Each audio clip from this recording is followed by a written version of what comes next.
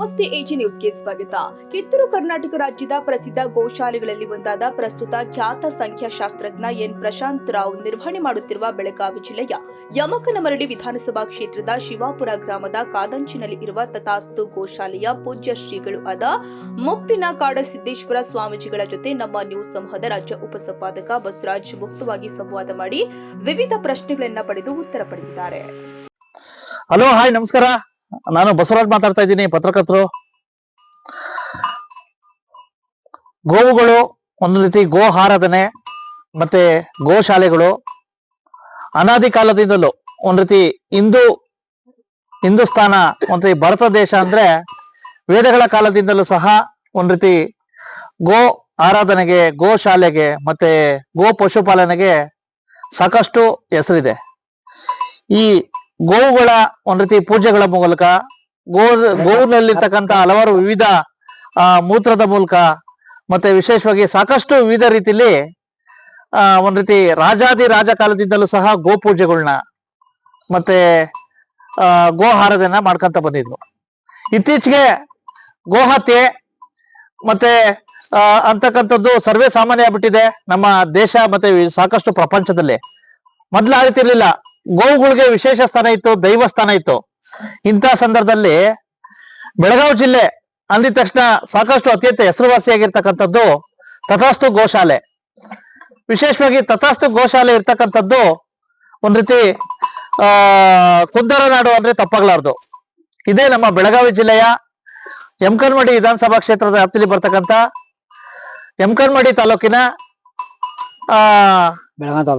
ಬೆಳಗಾವಿ ತಾಲೂಕಿನ ಸುತ್ತಗಟ್ಟಿ ರಸ್ತೆಯಲ್ಲಿ ಬರ್ತಕ್ಕಂಥ ರಾಷ್ಟ್ರೀಯ ಹೆದ್ದಾರಿಯಲ್ಲಿ ಪಕ್ಕ ಒಂದು ಶಿವಾಪುರ ಅಂತ ಬರ್ತದೆ. ಅಲ್ಲೇ ಸಹ ಒಂದ್ ರೀತಿ ಕಾಡಂಚಿನ ಪ್ರದೇಶದಲ್ಲಿದೆ. ಐತಿಹಾಸಿಕ ಒಂದ್ ರೀತಿ ಕಾಡಸಿದ್ದೇಶ್ವರ ಸ್ವಾಮೀಜಿಗಳ ಒಂದ್ ರೀತಿ ನೇತೃತ್ವದ ಖ್ಯಾತ ಸಂಖ್ಯಾಶಾಸ್ತ್ರಜ್ಞ ಪ್ರಸ್ತುತ ಪರಿಪಾಲನೆ ಮಾಡ್ತಾ ಇರ್ತಕ್ಕಂಥ ಡಾಕ್ಟರ್ ಪ್ರಶಾಂತ್ ಐಹೊಳೆ ಅವರ ಒಂದ್ ರೀತಿ ಪರಿಪಾಲನೆ ಮಾಡ್ತಾ ಇರ್ತಕ್ಕಂಥ ತಥಾಸ್ತು ಗೋಶಾಲೆ ಬಗ್ಗೆ ನಿಮ್ಗೆ ಸಾಕಷ್ಟು ಗೊತ್ತಿರ್ಬೇಕು. ಈಗ ನಮ್ಗೆ ಬಿಡು ನಮ್ಗೆ ಸಿಕ್ಕಿರ್ತಕ್ಕಂಥದ್ದು ಎಲ್ಲ ಒಂದ್ ಕಡೆ ಮಾನ್ಯ ಮುಪ್ಪಿನ ಕಾಡಸಿದ್ದೇಶ್ವರ ಮಹಾಮಂಡಲೇಶ್ವರ ಸ್ವಾಮೀಜಿಯವರು ಸಿಕ್ಕಿದ್ದಾರೆ. ಸಾಕಷ್ಟು ವಿಷಯಗಳ ಬಗ್ಗೆ, ಯಾವ ರೀತಿ ಗೋಶಾಲೆಗಳ ಬಗ್ಗೆ ಸಮಗ್ರವಾಗಿ ಚರ್ಚೆ ಮಾಡೋಣ. ಬನ್ನಿ ವೀಕ್ಷಕರೇ. ಸ್ವಾಮಿಗಳೇ ನಮಸ್ಕಾರ. ನಮಸ್ಕಾರ. ನಮ್ಮ ಪತ್ರಿಕಾ ಸಮೂಹಕ್ಕೆ ಸ್ವಾಗತ. ಹೇಳಿ ಸ್ವಾಮಿಗಳೇ, ವಿಶೇಷವಾಗಿ ಮೌನ ಕಾಡಸಿದ್ದೇಶ್ವರ ಸ್ವಾಮೀಜಿಗಳು ಅವರು ಬಾಲ್ಯ ಶಿಕ್ಷಣ ಒಂದ್ ರೀತಿ ಪೂರ್ವ ಶಿಕ್ಷಣ ಕನ್ನೇರಿ ಮಠದಲ್ಲಿ ಆಗುತ್ತೆ. ಒಂದ್ ರೀತಿ ಅಲ್ಲೂ ಸಹ ಒಂದ್ ರೀತಿ ಗೋ ಸೇವೆ ಮತ್ತೆ ಸಾವಯವ ಈ ರೀತಿ ವಿವಿಧ ವಿಷಯಗಳಲ್ಲಿ ವಿಭಿನ್ನ ರೀತಿಯಲ್ಲಿ ಕಲಿತಾರೆ. ಹೌದು. ತಾವು ಬಂದು ಒಂದ್ ರೀತಿ ಅಪಾಯಕಾರಿ ಸ್ಥಳ ಇದು. ಒಂದ್ ರೀತಿ ಕಾಡಂಚಿನ ಪ್ರದೇಶ. ಹಾಗೆ ಮುಪ್ಪಿನ ಕಾಡಸಿದ್ದೇಶ್ವರ ಮಠ ಅಂತ ಹೇಳ್ಬಿಟ್ಟು ಇದ್ ಮಾಡಿ ಸಾಕಷ್ಟು ಸ್ಟಾರ್ಟಿಂಗ್ ಹುಟ್ಟಿದಾಗ ಸಾಕಷ್ಟು ಇಲ್ಲಿ ಸ್ಟಾರ್ಟ್ ಮಾಡಿದಾಗ ಸಾಕಷ್ಟು ಸಮಸ್ಯೆಗಳಿರ್ತವೆ. ಇಂತಹ ಸಮಸ್ಯೆಯಲ್ಲಿ ತಾವು ಮೊದಲಿಂದನೂ ಸಹ ಇಲ್ಲಿ ಗೋ ಪರಿಪಾಲನೆ ಮೂಲಕ ನಿಮ್ಮ ಗುರುಗಳ ಒಂದ್ ರೀತಿ ಮಾರ್ಗದರ್ಶನದಲ್ಲಿ, ದಿವ್ಯ ಸಾನ್ನಿಧ್ಯದಲ್ಲಿ ಅವರ ಒಂದು ಮೂರ್ತಿ ಇಟ್ಟು ಎಲ್ಲ ಒಂದ್ ಕಡೆ ಮಾಡ್ಕೊಂತ ಬಂದಿದ್ದೀರಾ. ಏನನ್ಸುತ್ತೆ ವಿಶೇಷವಾಗಿ? ಏನಿಲ್ಲ, ಚೆನ್ನಾಗಿದೆ, ಶಾಂತ ಇದೆ ಮತ್ತು ಸಮಾಧಾನ ಇದೆ ಅಂತ ತಿಳ್ಕೊಂಡು ಮಾಡ್ಕೊತ ಹೊಂಟಿದೀವಿ.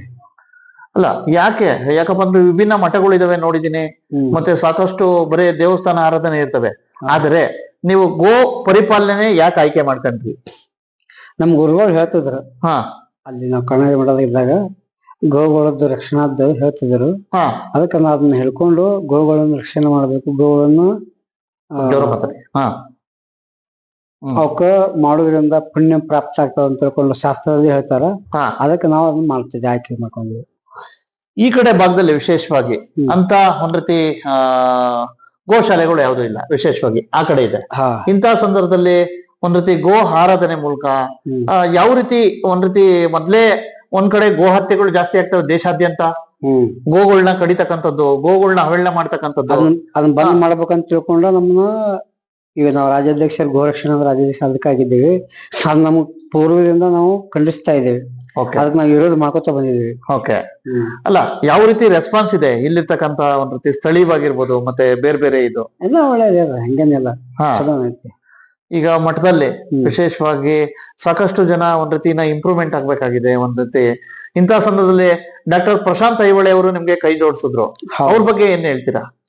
ಒಳ್ಳೆ ಕೆಲಸ ಮಾಡ್ತೇವೆ ಅಂದ್ರೆ ನಾವು ಒಂದೇ ಈ ಕೆಲಸದವರು ಮಂದಿ ಸಿಗಲಾಗಬೇಕಾಗಿ ನಾವು ಇಲ್ಲಿ ಮಠಕ್ಕೆ ಬಂದಾಗ ಅವ್ರ ಮುಂದೆ ವಿಷಯ ತೆಗೆದೇವಿ. ಅದಕ್ಕಾಗಿ ಗೋ ರಕ್ಷಣೆ ಮಾಡೋದ್ರ ಸಂಬಂಧ ಬಹಳ ಕಷ್ಟಕರವಾಗಿದೆ ಅಂತ ಹೇಳಿದೇವಿ. ಅವ್ರಂದ್ರು ನಾವು ಸಹಕಾರ ಮಾಡ್ತೀವಿ, ನಾವು ನಡೆಸ್ತೀವಿ ಅಂತ ತಿಳ್ಕೊಂಡು ಹೇಳಿದ್ರು. 1 ವರ್ಷ ಹಿಂದೆ ಬಂದಿದ್ರು ಅವರು, ಹೇಳಿದ್ರು. ಆ ವೃತ್ತಿಯಿಂದ ಅವರು ಒಂದು ಕೆಲಸದವ್ರು ಒಂದು 20 ತಂದಿಟ್ರು, ಅದು ಮಾಡ್ಕೊತ ಹೊರಟಿದ್ದಾರೆ. ವಿಶೇಷವಾಗಿ ಏನೇನ್ ಸಮಸ್ಯೆಗಳಿದಾವೆ? ವಿಶೇಷವಾಗಿ ಗೋಶಾಲೆ ನಡೆಸೋದು ತುಂಬಾ ಕಷ್ಟ, ಬಹಳ ಕಷ್ಟ. ಏನೇನ್ ಸಮಸ್ಯೆಗಳಿದಾವೆ?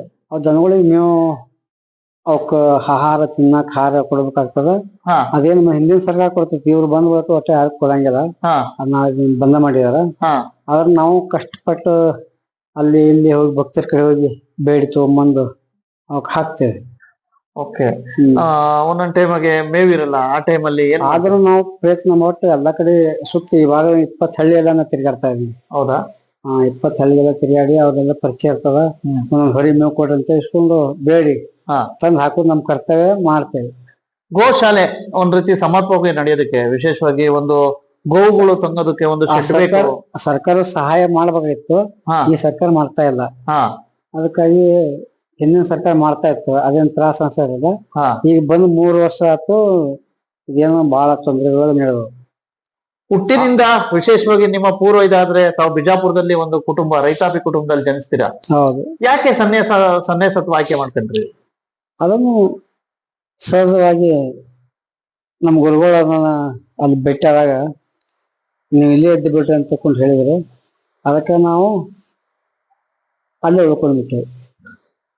ಇತ್ತೀಚೆಗೆ ವಿಶೇಷವಾಗಿ ಒಂದು ಕಾರಲ್ಲಿ ಬರ್ತಾ ಇದ್ದಾಗ ವಿಶೇಷವಾಗಿ ಒಂದ್ ರೀತಿ ಪುನರ್ಜೀವನ ಆಗುತ್ತೆ, ಸಾಕಷ್ಟು ಅಪಘಾತಗಳಾಗುತ್ತವೆ. ಕೆಲವರೆಲ್ಲ ತುಂಬಾ ಖುಷಿ ಪಟ್ರು ಅಂತ ಕೇಳಲ್ಪಟ್ಟೆ. ಇಂಥ ಸಂದರ್ಭದಲ್ಲಿ ದೇವರೇ ಬದುಕಿಸಿದ್ದಾರೆ. ನಮ್ ಪುನರ್ಜೀವನ ನಮ್ ಗುರುಗಳ ಸಾಮರ್ಥ್ಯ ಅಷ್ಟೈತಿ, ಗುರು ಕೃಪಾ ಐತಿ ನಮ್ಮ ಮೇಲೆ. ನಾವ್ ಏನು ಹಿಂದೆ ಭಕ್ತಿ ಮಾರ್ಕೊಂಡಾಗ ಹಾನಿ ಹಾಸಿದ್ರು ಏನಾಗ್ತಾ ಇಲ್ಲ, ಹಂಗಮ್ಮ ಕಾರ್ ಹಾಸಿದ್ರು ಏನ್ ಹಾಸಿದ್ರು ಏನ್ ಆಗಂಗಿಲ್ಲ. ಗುರು ಕೃಪಾ ಅದು. ಓಕೆ. ಗುರು ಆಶೀರ್ವಾದ ಹಂಗ. ಓಕೆ. ಮತ್ತು ಗೋವುಗಳದ ಆಶೀರ್ವಾದ ಅಂತ ತಿಳ್ಕೊಬೇಕು. ಓಕೆ. ಓಕೆ. ಈಗ ಗೋವುಗಳು ಎಷ್ಟು ಗೋವುಗಳಿದಾವೆ ನಿಮ್ಮ ಒಂದು ಇದರಲ್ಲಿ? ನಮ್ಮಲ್ಲಿ 60-70. 70. ಏನ್ ತನಗೆ ಅವರೇ ಬಂದ್ ಬಿಟ್ಟು ಹೋಗ್ತಾರೋ ಯಾರಾದ್ರೂ ಹೆಂಗೆ ಅಂತ? ಕೆಲವೊಂದು ಬಿಟ್ಟು ಹೋಗ್ತಾರೆ.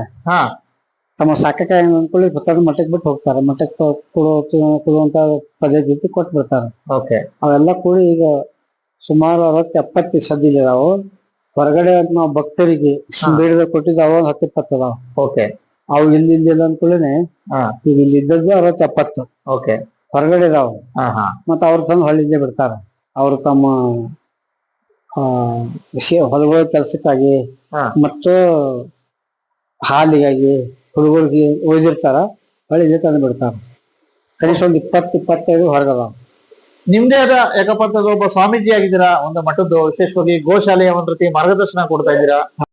ಈಗ ಒಬ್ರು ವಿಶೇಷವಾಗಿ ಒಂದು ಸ್ವಾಮೀಜಿ ಆಗಿ ವಿಶೇಷವಾಗಿ ನಿಮ್ದೇ ಆದ ಕನಸುಗಳು ಇರ್ತವೆ.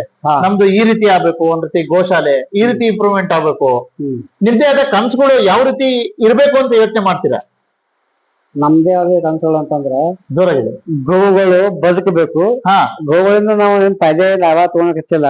ಅದನ್ನ ಆರೈಕೆ ಮಾಡ್ತೇವೆ, ಆರೈಕೆ ಮಾಡಿ ಜನರಿಗೆ ಹಂಚ್ತೇವೆ. ಅದು ಎಷ್ಟೋ ರೋಗಗಳಿಗೆ ನಾವು ಆಯುರ್ವೇದಿಕ್ ಔಷಧ ಕೊಡ್ತೇವಲ್ಲ, ಅದರ ಮುಖಾಂತರ 47 ರೋಗ ಕಡಿಮೆ ಆಗ್ತದೆ ನಮ್ಮ ಗೋ ಆರೋಗ್ಯದಿಂದ.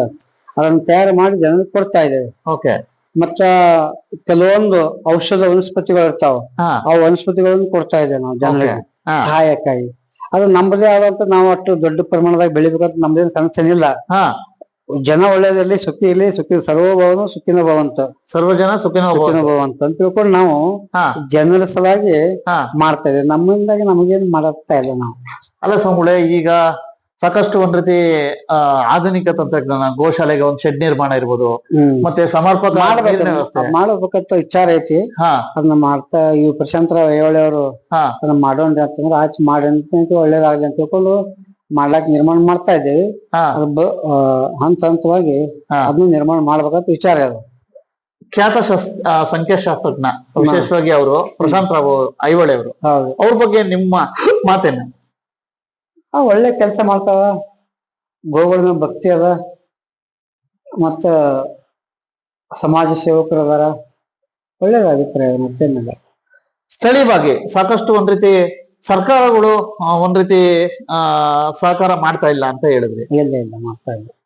ಈ ಗೋಶಾಲೆ ಸಂಬಂಧ ಎಲ್ಲಿ ಕನ್ನಡದಾಗ ಮಾಡ್ತಾ ಇಲ್ಲ. ಈ ಸರ್ಕಾರ ಬಂದ ಬಳಕ ಏನು ಮಾಡ್ತಾ ಇಲ್ಲ. ಹಿಂದಿನ ಸರ್ಕಾರ ಮಾಡ್ತಾ ಇದ್ದು. ಈಗ ನಾವೇನು ಅಧ್ಯಕ್ಷ ಆದ ಗೋರಕ್ಷಣೆ ರಾಜ್ಯಾಧ್ಯಕ್ಷ ಆಗಿದ್ದೀವಿ. ಏನೊಂದು ನಾವು ಪ್ರತಿಭಟನೆ ಮಾಡಿದೇವೆ, ಹೋರಾಟ ಮಾಡಿದೇವಿ, ಅದೇನ್ ಫಲ ಆಗಲಿಲ್ಲ. ಸರ್ಕಾರ ಹಂಗೆ ಬಳಕ ದಾನ ವೃತ್ತಿ ಸರ್ಕಾರ ಏನ್ ಆಗಂಗಿಲ್ಲ. ಅದು ಮನುಷ್ಯತ್ವ ಆ ಸರ್ಕಾರಕ್ಕಿಲ್ಲ ಅನ್ಕೊಳ್ಳಿ ಏನ್ ಮಾಡಕ್ ಬರಂಗಿಲ್ಲ. ಈಗ ನಾವು ಭಗವಂತ ನಮ್ಮ ಮ್ಯಾಗ ಇದಾನ, ಕೃಪಾ ಅದ, ಅದಕ್ಕಾಗಿ ನಡ್ಕೊತ ಹೊಂಟದ. ಇತ್ತೀಚೆಗೆ ಒಂದು 5 ವರ್ಷ, ಒಂದು ದಶಕಗಳಲ್ಲಿ ಈ ಗೋ ಹತ್ಯೆಗಳನ್ನ ಅಕ್ರಮವಾಗಿ ಸಾಕಣೆ ಮಾಡ್ತಕ್ಕಂಥದ್ದು, ಮತ್ತೆ ಯಾರು ಗೋ ಹತ್ಯೆ ಪರ ಧ್ವನಿ ಎತ್ತರೋ ಅವ್ರನ್ನ ಒಂದ್ ರೀತಿ ಆ ಧ್ವನಿನ ಅಡಗಿಸ್ತಕ್ಕಂಥದ್ದು, ಅವ್ರನ್ನ ಹತ್ಯೆ ಮಾಡ್ತಕ್ಕಂಥದ್ದು ಹೆಚ್ಚಾಗಿವೆ.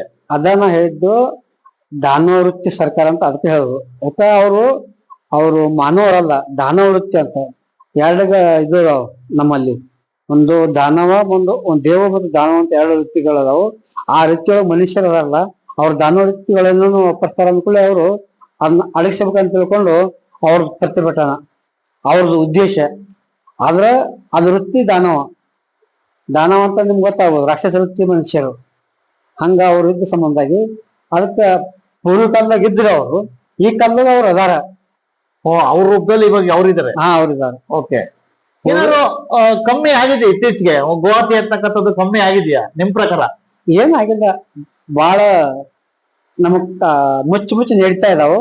ಆದ್ರೆ ಸರ್ಕಾರ ಅವ್ರ ಪರವಾಗಿ ಸಂಬಂಧಾಗಿ ಏನ್ ಮಾಡಕ್ ಆಗಂಗಿಲ್ಲ. ಅಲ್ಲ, ಒಂದ್ ಕಡೆ ಸರ್ಕಾರಗಳು ಗೋ ಹತ್ಯೆಗೆ ವಿರೋಧ ಮಾಡ್ತಾರೆ, ಒಂದ್ ಕಡೆ ನಿಷೇಧ ಮಾಡ್ತೈತೆ, ಮಂಡನೆ ಮಾಡ್ತೈತೆ, ಒಂದ್ ಕಡೆ ಗೋ ಹತ್ಯೆ ಮಂಡನೆ ವಾಪಸ್ ತಗತೈತಿ. ಇಂಥ ಸಂದರ್ಭದಲ್ಲಿ ಯಾವ ರೀತಿ ಆ ಗೋ ಹತ್ಯೆ ಸರ್ಕಾರ ವಾಪಸ್ ತಗೊಂಡ ಟೈಮಲ್ಲಿ ನಾವು ಪ್ರತಿಭಟನೆ ಟೈಮದಾಗ ನಮ್ಗೆ ಎಕ್ಸ್ಟೆಂಡ್ ಆದ್ದು. ಓಕೆ, ಅದೇ ಟೈಮ್ದಾಗ ಎಕ್ಸ್ಟೆಂಡ್ ಆದ್ದು. ಈ ಸರ್ಕಾರ ಇಂಥ ಸರ್ಕಾರ ಇರಬಾರ್ದು, ತರಬಾರ್ದು ಅಂತ ಅವ್ರನ್ನ. ಆ ವೃತ್ತಿ ರಾಕ್ಷಸಿದ. ಓಕೆ, ಅದಕ್ಕಾಗಿ ಆ ತರಬಾರ್ದು ಅಂತ ತಿಳ್ಕೊಂಡು ನಾವು ಪ್ರತಿಭಟನಾ ಅದೇನ್ ಮಾಡ್ತಾ ಇದ್ದಾರೆ. ಕೆಲವೊಂದು ಅದಾರ ದೇವ ಮತ್ತು ದಾನ ಸಮಾನ ಅದಾವ ಎರಡು. ಮತ್ ಕೆಲವೊಂದ್ ಕಡೆ ಐತಿ ಅವರು ದೇವವೃತ್ತಿ ಮನುಷ್ಯರು ಅದಾರ. ಅದಕ್ಕಾಗಿ ಚಲೋ ನಡೀತಾ ಇದ ಪ್ರತಿಯೊಂದು ಇದ್ರೊಳಗ, ರಾಜ್ಯದೊಳಗ. ಈಗ ಪಕ್ಕದ ಮಹಾರಾಷ್ಟ್ರ ಒಳಗ ಒಂದು ಗಾಕಳಿಗೆ 50 ರೂಪಾಯಿ ಕೊಡ್ತಾ ಇದಾರೆ ಸರ್ಕಾರದವರು. ಅದನ್ನ ಪ್ರತಿಭಟನೆ ಮಾಡಿದೇವಿ, ಹೋರಾಟ ಮಾಡಿದೇವಿ. ಈ ಸರ್ಕಾರ ಅದು ದಾನ ವೃತ್ತಿ ಸರ್ಕಾರ ಕೇಳಂಗಿಲ್ಲ. ಅದು ಅದರದ್ದೇ ಆದಂತ ಒಂದು ಪ್ರಭಾವ ಇರ್ತದ ಅವ್ರದ್ದು. ಅದಕ್ಕೆ ಹಂಗ ಹಿಡ್ತೈತಿ.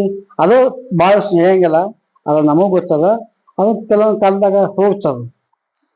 ಮುಪ್ಪಿನ ಕಾಡ ಸಿದ್ದೇಶ್ವರ ಸ್ವಾಮೀಜಿ ಅಂದ್ರೆ ಒಂದ್ ರೀತಿ ಜವಾರಿ ಸ್ವಾಮೀಜಿ ಅಂತ ಹೇಳ್ಬೋದು. ಯಾಕಪ್ಪ ಅಂತಂದ್ರೆ ಬೆಳಗ್ಗೆ ಎದ್ದೊಳ್ತಾರೆ, ಒಟ್ಟು ಮೈಯಲ್ಲೇ ಇರ್ತಾರೆ, ಹೋಗಿ ಹಾಲು ಕರಿತಾರೆ, ಸಗಣಿ ಎತ್ತಾರೆ, ಮೇವು ಹಾಕ್ತಾರೆ. ಇಂಥ ಸಂದರ್ಭದಲ್ಲಿ ಬೇರೆ ಒಂದ್ ರೀತಿ ಸ್ವಾಮೀಜಿಗಳಿಗೂ ಮತ್ತೆ ನಮ್ಮ ಮುಪ್ಪಿನ ಕಾಡ ಸಿದ್ದೇಶ್ವರ ಸ್ವಾಮೀಜಿಯವ್ರಿಗೂ ಏನ್ ಡಿಫ್ರೆನ್ಸ್ ವೈಯಕ್ತಿಕ ದಿನಚರಿಯಲ್ಲಿ? ಏನು ಡಿಫ್ರೆನ್ಸ್ ಏನಿಲ್ಲ. ನಮ್ಗೆ ಗುರುಗಳು ಕೊಟ್ಟದಂತ ಸಂಸ್ಕಾರ ನಮ್ಗಿದೆ. ಕೆಲವೊಂದು ಸ್ವಾಮಿಗಳು ಏನದಾರ ಅನ್ನಲ್ಲ, ಅವರು ಬರೇ ಕುರ್ಚಿ ಮೇಲೆ ಕುಂದ್ರಾಕ ಮಾತ್ರ ಸ್ವಾಮಿಗಳಾಗಿರ್ತಾರೆ, ಹೊರತಾಗಿ ಅವ್ರಿಗೆ ಎಲ್ಲ ಅನುಭವ ಇರಂಗಿಲ್ಲ. ಅದನ್ನ ನಮ್ಮ ಕಣೇರಿ ಮಠದಲ್ಲಿ, ನಮ್ಮ ಇಂಚಿಗೆ ಸಂಪ್ರದಾಯದಲ್ಲಿ ಇದನ್ನ ನೋಡಕ್ ಸಿಗ್ತದೆ. ಕಾಯಕವೇ ಕೈಲಾಸ ಅಂತ ತಿಳ್ಕೊಂಡಂತ ಬಸವಣ್ಣವ್ರು ಹೇಳಿದಾರಲ್ಲ, ಆ ಪದ್ಧತಿ ನಮ್ದು ಅದ. ಈಗೇನ್ ಕೆಲವು ಮಂದಿ ಧರ್ಮವನ್ನು ಒಡೆಯಕ್ ಹೋಗ್ತಾರೆ. ಅವರು ಏನಾಗ್ಯದ ಅಂತ ಹೇಳಿದ್ರೆ, ಆ ಜನರ ವೃತ್ತಿ ಆಗ್ಯದ. ಅವರು ಅದರಿಂದ ಅವರು ಹಿಂಗ್ ಹೇಳಿ ಜನರನ್ನು ಮುಗ್ಧ ಜನರನ್ನು ದಾರಿ ತಪ್ಪಿಸಿ ಅವ್ರು ಏನ್ ಮಾಡ್ಬೇಕಾಗ್ಯದ ಅಂತಂದ್ರೆ, ಅವರು ತಮ್ಮ ಸ್ವಾರ್ಥ ಬರೋ ಸಲುವಾಗಿ, ತಮ್ಮ ಮನುಷ್ಯನ ಕಡೆ ದುಡ್ಡು ವ್ಯವಸಾಯ ಸಲುವಾಗಿ, ಸ್ವಾರ್ಥ ಸಂಬಂಧ ಏನೋ ಒಂದು ಮಾಡ್ತಾವ ಆ ಸ್ವಾಮಿಗಳು. ಅದಕ್ಕೆ ನಾವು ಇವ್ರಿಗೆ ಅನುಭವ ಇಲ್ಲ. ನನಗನ್ಸಿದ ಮಟ್ಟಿಗೆ ಅವರು ಜ್ಞಾನ ಮತ್ತು ತಪಸ್ಯ ಅಂತಕ್ಕಂಥದ್ದು ಅವ್ರಿಗಿಲ್ಲ. ಅವ್ರಿಗೇನಂತಂದ್ರೆ ಹೇಗಿದೆ ಅಂದ್ರೆ, ಅವ್ರಿಗೆ ದೊಡ್ಡ ಮಠ, ಕಾರ್ ಗಾಡಿ, ದೊಡ್ಡ ಬಂಗಲೆ ಇದ್ರೆ ಅವ್ರು ದೊಡ್ಡ ಸ್ವಾಮಿಗಳು ಅಂತ ತಿಳ್ಕೊಂಡು ಅವ್ರು ಅಂತಾರೆ. ಅದಕ್ಕೆ ನಾವು ನಂಬಂಗಿಲ್ಲ. ನಮ್ಮದು ಸ್ವಾಮಿಗಳಾದಂಥವ್ರದ್ದು ವೃತ್ತಿ ಹಂಗಿರ್ಬೇಕಂದ್ರೆ ತಪಸ್ಯೆ, ಕಾಯಕ ಇದು ಇರ್ಬೇಕು. ಸಮಾಜಕ್ಕೆ ನಮ್ಮದೇನು ಕೊಡುಗೆ ಇರಬೇಕು. ಇವ್ರದ್ದೇನು ಕೊಡುಗೆ ಅದ, ಬರೀ ಮಾತಿನ ಕೊಡುಗೆ ಐತಿ ಅದು. ಅದಕ್ಕೆ ಅದು ಆಗಬಾರ್ದು ಅಂತ ತಿಳ್ಕೊಂಡು ನಮ್ಮದು ಪ್ರಯತ್ನ. ಅದು ಭಕ್ತರು ಕೂಡ ಇಂಥವ್ರನ್ನ ನಂಬಬಾರ್ದು. ಅವರು ಡಾಂಬಿಕ ಸ್ವಾಮಿಗಳು ಅಂತ ನಾವು ಕರಿತೇವೆ. ಡಾಂಬಿಕತ ನಮ್ಮ ಕಡೆ ಏನು ಇರಂಗಿಲ್ಲ. ಅದು ನಾವು ಸಹಜವಾಗಿ ನೆಲದಾಗ ಕುಂದಿರ್ತೀವಿ. ಕುರ್ಚಿ ಮೇಲೆ ಕುಂತೀನಿ, ನೆಲತಂದ್ರೆ ನಾವು ನೆಲಕ್ಕೆ ಕುಂದಿರ್ತೇವೆ. ಅದಕ್ಕೆ ಸ್ವಾಮಿ ನಿಜವಾದಂತ ಸ್ವಾಮಿ ಅಂತಾರ. ಆ ಮುಂದೆ ತಪಸ್ಸಿಗಳು ಅವ್ರ ಕಾಡಿನಿಂದ ಇರ್ತಾ ಇದ್ರು, ಗವಿಗಳಿಂದ ಇರ್ತಾ ಇದ್ರು. ಇವ್ರು ಯಾರು ಇರ್ತಾರ, ಒಂದು ಸುಪ್ಪ ಸೇರಕ್ಕಾಗಲ್ಲ. ನೀವು ಸ್ವಾಮಿಗಳು ಇಟ್ಟು ನೋಡ್ರಿ, ಇವ್ರನ್ನ ಮಾತನಾಡ್ತಿರ್ತಾರೆ, ಮಾತು ಕಲ್ತಾರೆ ಸ್ವಾಮಿಗಳ ಇವ್ರು ಅಲ್ಲ. ಅಲ್ಲ, ಪರ್ಟಿಕ್ಯುಲರ್ ಯಾರು ಸ್ವಾಮಿ ಇದೆ? ಯಾವ ನಿಜಗುಣಿ ಇರ್ಬೋದು, ಈ ತೋಳದಾರಿ ಇರ್ಬೋದು, ಯಾರು ಎಲ್ಲ ಒಂದ್ 7-10 ಮಂದಿ ಸ್ವಾಮಿಗಳು ಬಾಳ ಇಲ್ಲ. ಬಟ್ ಬೋರ್ಡ್ ಒಂದ್ 7-10 ಮಂದಿ ಅದಾವ. ಅವ ಇಂಥವೆಲ್ಲ ಕೆಡಿಸ್ತಾವ. ಅವ್ರಿಗೆ ದುಡ್ಡು ಪುಕ್ಕಟ ಕೊಡ್ತಾರ ಯಾರು ಭಕ್ತರು, ಶಿಕ್ಷಣ ಸಂಸ್ಥೆ ಅಂತ ತೆಗೆದುಕೊಡ್ತಿರ್ತಾರ. ಅದನ್ನ ಮ್ಯಾಗ ಅವರು ನಾವೇ ದೊಡ್ಡ ಸ್ವಾಮಿಗಳು ಅಂತ ತಿಳ್ಕೊಂಡು ತಗೊಂಡ ಇವ್ರಿಗೆ ಒಂದ್ 2-3 ದಿವಸ ಇಡ್ರಿ, ಉಪವಾಸ ತಪಸ್ಸೆ ಇಡ್ರಿ ಅವ್ರನ್ನ. ಅವ್ರಿಗೆಲ್ಲ ಅನುಭವ ಆಗ್ತದೆ, ಬುದ್ಧಿ ಬರ್ತದೆ. ಯಾಕಂದ್ರೆ ಅವ್ರಿಗೆ ಏನು ಅನುಭವ ಇಲ್ದಿದ. ಇವು ಒಂದ್ ಪೆಟ್ಕ ಸುತ್ಕೊಂಡು ಒಂದ್ ಚಂದ ಒಂದ್ ಅರ್ಬಿ ಹಾಕೊಂಡ್ ಕಿಸಿನ ಹೋದ್ರಲ್ಲ, ಅದು ಸ್ವಾಮಿ ವೃತ್ತಿನೇ ಅಲ್ಲ. ಸ್ವಾಮಿ ವೃತ್ತಿ ಹೆಂಗಿರ್ಬೇಕಂದ್ರೆ ತಪಸ್ಸೆ ಇರ್ಬೇಕು, ಮಂದಿಗೆ ಮಾರ್ಗದರ್ಶನ ಒಳ್ಳೇದ್ ಕೊಡ್ತಿರ್ಬೇಕು. ಧರ್ಮ ಆ ಭಕ್ತ ಧರ್ಮ ಸಂಬಂಧ ಆಗಿ. ಈಗ ಲಿಂಗಾಯತ ಬೇರೆ ಮತ್ತೆ ವೀರಶೈವ ಬೇರೆ, ಹಿಂದೂ ಬೇರೆ ಅಂತ ಏನ್ ತೆಗ್ದಾರಲ್ಲ, ಅದು ಬಹಳ ಮೂರ್ತತನ. ಆ ಸ್ವಾಮಿಗಳು ಹೇಳತಕ್ಕದ್ದು ಮೂರ್ತತನ. ಅಂತವ್ರು ಹೋದ್ ಬರೀ 10 ದಿವಸ ಉಪವಾಸ ಇಡ್ರಿ ನೀವು, ಅದೇ ಸ್ವಾಮಿ ಇಡ್ರಿ ನೀವು, ಅವ್ರಿಗೆಲ್ಲ ಅನುಭವ ಆಗ್ತದೆ. ಏನ್ ಅನ್ನೋದು ಹಿಂದೂ ಧರ್ಮ ಏನನ್ನೋದು, ನಮ್ ಸಂಸ್ಕಾರ ಏನೋ ಅನುಭವ ಆಗ್ತೈತಿ. ಅವ್ರಿಗೆ ಏನೆಲ್ಲ ರಾಜಗೀಯತೆ ಕುಂತ ಇರತ್ತಲ್ಲ, ಅದು ಮಾಡೋದು ಬಹಳ ತಪ್ಪ. ಅದು ಅವರು ಸ್ವಾಮಿಗಳಾದಂತವ್ರು ಅವ್ರನ್ನ ಎಲ್ಲಿರ್ಬೇಕಾಗಿತ್ತು, ಮೊದಲ ಗುಡ್ಡ ಗೋವಾರದಲ್ಲಿ ತಪಸ್ಸೆ ಮಾಡ್ತಾ ಇದ್ರು. ಅವ್ರಿಗೆ ಸ್ವಾಮಿಗಳು ಅಂತ ಕರಿತಿದ್ರು. ಇವ್ರು ಆ ಪೀಠದ ಹೆಸರು ಕೆಡ್ಸಕ್ಕಾಗಿ ಅವ್ರ ಹಿಂದಿನ ಬಹಳ ಕಷ್ಟ ತಗೊಂಡಿರ್ತಾರ. ಹಿಂದಿನ ಸ್ವಾಮೀಜಿ ಅವರು ಬಹಳ ಕಷ್ಟ ತಗೊಂಡಿರ್ತಾರ. ಆ ಕಷ್ಟ ಇವರು ದುರುಪಯೋಗ ಮಾಡ್ಕೊತಾರ. ಅದನ್ನ ಹಂಗ ಆಗಬಾರ್ದಂತ. ಅದು ನಾವು ನಮ್ ಧರ್ಮವನ್ನು, ಹಿಂದೂ ಧರ್ಮವನ್ನು ಉಳಿಸ್ಬೇಕಂತಂದ್ರ ನಾವು ಒಕ್ಕಟ್ಟಾಗಿರ್ಬೇಕು, ಒಂದಾಗಿರ್ಬೇಕು. ಅದನ್ನ ನಾವು ಮೊದಲು ಕಲಿಬೇಕು, ಧರ್ಮ ಕಲಿಸ್ಬೇಕು. ನಾವು ಮೊದಲಲ್ಲಿ ನಾವೇನ್ ಬೇರೆ ಅಲ್ಲ, ನಾವು ಲಿಂಗಾಯತರ ಇದ್ದೇವಲ್ಲ, ಹೌದಲ್ಲ? ಹೌದು. ಮತ್ತೆ ನಾವ್ ಹಿಂದೂ ಧರ್ಮ ಒಂದ ಅಂತ ತಿಳ್ಕೊಂಡಾಗತ್ತೇವಿ. ಯಾವ ಜಾತಿ ಬಂದ್ರು ನಾವು ಜಾತಿ ಭೇದ ಮಾಡಂಗಿಲ್ಲ. ಯಾವಾಗ ನಮ್ಮಲ್ಲಿ ಎಷ್ಟೋ ಮಂದಿ ನಮ್ಗ ಮುಂಬೈದ ನಮ್ ಗುರುಗಳು ಶಿಷ್ಯರು ಅಂಬೇಡ್ಕರ್ ಅಂತ ಪೂಜೆ ಮಾಡ್ತಾರ. ಅವ್ರ ಹೆಸರು ಅಂಬೇಡ್ಕರ್ ಐತಿ, ಎಲ್ಲಾರು ಅದ, ಎಲ್ಲಾರು ಬರ್ತಾರ ನಮ್ಮಲ್ಲಿ. ನಮ್ಮದ ಜಗದ್ಗುರು ಪೀಠ ಇದ್ದಿದ್ದು ಅವಾಗ ಪೂರ್ವದಲ್ಲಿ. ಅದನ್ನ ಹೋಗುಲಾಡಿಸಿ ನಮ್ ಗುರುಗಳು ಮಾಡಿದಂತ ಮಾರ್ಗದರ್ಶನದಾಗ ನಾವು ಹಿಂದೂ ಧರ್ಮ ಎಲ್ಲಾ ಒಂದ ಅಂತ ತಿಳ್ಕೊಂಡು ಹೊಂಟಿದ್ದೇವೆ. ಪೂರ್ವದಲ್ಲಿ ಇತ್ತು ಅದು, ಅದನ್ನ ಬಿಡ್ಬೇಕು. ಆ ಕಾಲ ಅದಿತ್ತು, ಈ ಕಾಲಿಗೆ ಹೆಂಗದ ನಾವ್ ಹಿಂದೂಗಳು ಒಂದ ಅಂತ ತಿಳ್ಕೊಂಡು ನಾವೆಲ್ಲಾರು ಒಂದಾಗಿ ಹೋದೆವಪ್ಪ ಅಂದ್ರ ಈ ಭೂಮಿ ಒಳಗ್ ಬದುಕಾಕ್ ಸಾಧ್ಯ ಐತಿ. ಜೀವನ ನಾವು ನಮ್ ಧರ್ಮ ಬೇರೆ, ನಮ್ ಅದು ಬೇರೆ ಅಂತ ಇವ್ರು ಹೇಳ್ತಾರಲ್ಲ, ಇವ್ರು ಬೇರೆ ಇವ್ರ ಸಾಮರ್ಥ್ಯ ತೋರ್ಸ್ಕೊಡ್ಬೇಕಲ್ಲ. ಹಂಗ ನಮ್ ಗುರುಗಳ ಹತ್ರ ಧರ್ಮದೊಳಗ ಸಾಮರ್ಥ್ಯ ಇತ್ತು ಅಂತ ತಿಳ್ಕೊಂಡು ಇದನ್ನ ಮಾಡಕ್ ಸಾಧ್ಯ ಐತಿ. ಈಗ ಸತೀಶ್ ಜಾರಕಿಹೊಳಿ ಅವರು ಇತ್ತೀಚೆಗೆ ಒಂದು ಇದು ಬಂದಿದೆ, ಸ್ವಾಮಿಗಳ ಮೇಲೆ ಅವ್ರ ಬೆಂಬಲಿಗರು ಇದ್ ಮಾಡಿಸ್ತಾ ಇದಾರೆ ಅಂತ. ವಿಶೇಷವಾಗಿ ನಿಮ್ಮ ಕ್ಷೇತ್ರ ಏನ್ ಸರ್ ಏನಿದು? ಅದೆಲ್ಲ ಸುಳ್ಳು. ಸತ್ಯಶೀಲ ಅವೇನ ಮನುಷ್ಯ ಒಳಗ ಧಾರ್ಮಿಕ ಅದಾನ, ಮ್ಯಾಗ ನೋಡಕ್ ನಾಸ್ತಿಕ್ ತೋರಿಸ್ತಿರ್ಬೋದು, ಆದ್ರ ಅದನ್ನ ಹೇಳ್ತಾರ ನಾನ್ ನಂಬಂಗಿಲ್ಲ. ಆ ಸತ್ಯಶ್ ಒಳ್ಳೆ ಮನುಷ್ಯ, ಹಂಗೇನಿಲ್ಲ. ಈಗ ಅವ್ರ ಅಣ್ಣ ಅವರು ರಮೇಶ್ ಅಂತ ತಿಳ್ಕೊಂಡು ದೇವ್ರಿಗೆ ಕೈ ಮುಗಲಾರ ಎದ್ದು ಹೊರಗೆ ಹೋಗುದು ಮಂದಿ ಅದ. ಅವ ಸತ್ಯಸಾದ್ರ ಹಂಗ ಅದಾನ. ಆದ್ರ ಇವ್ರು ಮ್ಯಾಲಿ ಇಂತ ಸ್ವಾಮಿಗಳು ಇರ್ತಾರಲ್ಲ, ಡಾಂಬಿಕ ಸ್ವಾಮಿಗಳು ಮಾತು ಕೇಳಿ ಆ ತರ ಮಾಡ್ತಾವಂತ. ಇಲ್ಲ ಅವರು ಮಾನಸಿಕವಾಗಿ ಪೂರ್ವಕವಾಗಿ ಅವ್ರು ಮಾಡಂಗಿಲ್ಲ. ಸತೀಶ್ ಜಾರಕಿಹೊಳಿ ನಿಮ್ಮ ಕ್ಷೇತ್ರದವರು, ವಿಶೇಷವಾಗಿ ಮುಖ್ಯಮಂತ್ರಿ ಆಗ್ಬೇಕು ಅಂತ ಹೇಳ್ಬಿಟ್ಟು ಸಾಕಷ್ಟು ಆದಷ್ಟು ಒಳ್ಳೇದು, ಬಹಳ ಒಳ್ಳೇದು. ಮುಖ್ಯಮಂತ್ರಿ ಆದ್ರೆ ಒಳ್ಳೇದಾ? ಒಳ್ಳೇದು. ನಿಮ್ಮ ಕ್ಷೇತ್ರ ಇದಾಗುತ್ತೆ, ಅಭಿವೃದ್ಧಿ ಆಗ್ಬೋದಲ್ಲ, ಮಾಡ್ಬೋದು. ಅವ್ರು ಮಾತಾಡಂಗಿಲ್ಲ, ಆದ್ರೂ ಒಳ್ಳೇದಂತ ನಮಗೂ ಅನಿಸ್ತದೆ. ಓಕೆ. ಒಟ್ಟಾರೆ ಏನಪ್ಪಾ ಅಂತಂದ್ರೆ ಸತೀಶ್ ಜಾರಕಿಹೊಳಿ ಅವ್ರು ಯಾವ್ದೇ ರೀತಿ ಸ್ವಾಮಿಗಳನ್ನ ಟಾರ್ಗೆಟ್ ಮಾಡಂಗಿಲ್ಲ. ಸುಮ್ನೆ ಇದು ಬೇರೆ ವಿಷಯ. ಓಕೆ, ಹೇಳಿ ಸ್ವಾಮಿಗಳೇ, ವಿಶೇಷವಾಗಿ ಇನ್ನ ಏನೇನ್ ಕೆಲ್ಸಗಳಾಗ್ಬೇಕು ನಿಮ್ಗೆ? ನಮ್ಗ ಇಲ್ಲಿ ಬಾಳ ಅನೇಕ ಇಷ್ಟ ಬಾಳ ಅದಾವು. ಆದ್ರ ನಾವ್ ಅವ್ರ ಕಡೆ ಒಂದ ವಿಷಯ ಹೇಳಿದ್ದೆ ಅವ್ರಿಗೆ, ಒಂದ್ ಪ್ರಸಾದ್ ಎಲ್ಲ ಮಾಡಿಕೊಡ್ರಿ ಅಂತ ತಿಳ್ಕೊಂಡು ಮಾಡೋಣ್ರಿ ಅದರ ಅಂತ ಹೇಳಿದ್ರು ಅವ್ರು. ಆದ್ರ ಅವ್ರು ಬೆಂಬಲಿಗೆ ಇರ್ತಾರ, ಕೆಲವು ಮಂದಿ ಇರ್ತಾರಲ್ಲ, ಅವ್ರು ಇದನ್ನ ದೋಷ ಮಾಡ್ತಾರ. ಅವ್ರು ವ್ಯವಸ್ಥಿಕಾಗಿ ಮಾಡಂಗಿಲ್ಲ.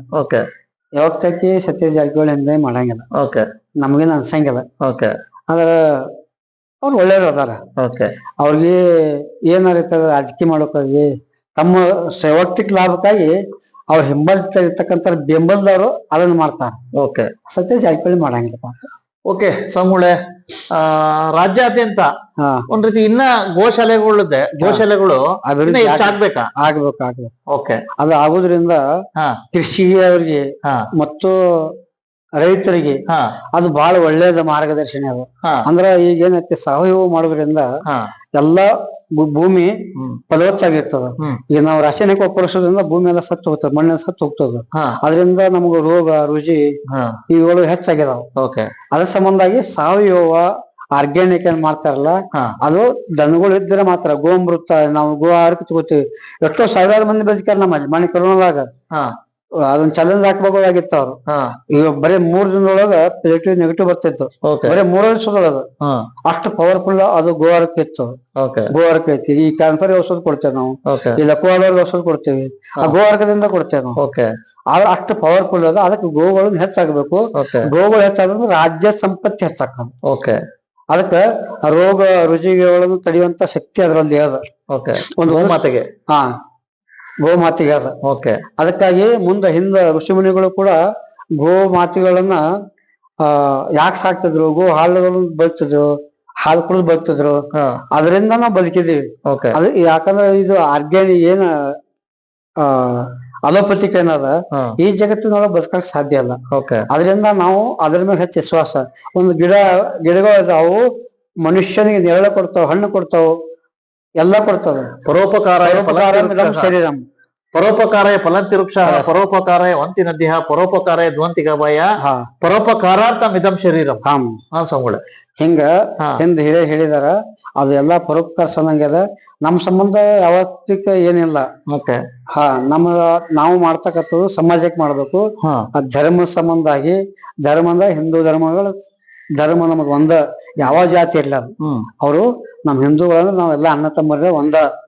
ಆದ್ರೆ ಹಿಂದಿಂದ ನಮ್ಮ ಜಾತಿ ಆಗಿರ್ಬಹುದು, ಮೊದಲ ನಾವು ಒಂದ, ಮೂಲತಃ ನಾವ್ ಹಿಂದೂಗಳೇ ಅಂತಕೊಂಡು ನಂದ ಅಭಿಪ್ರಾಯ.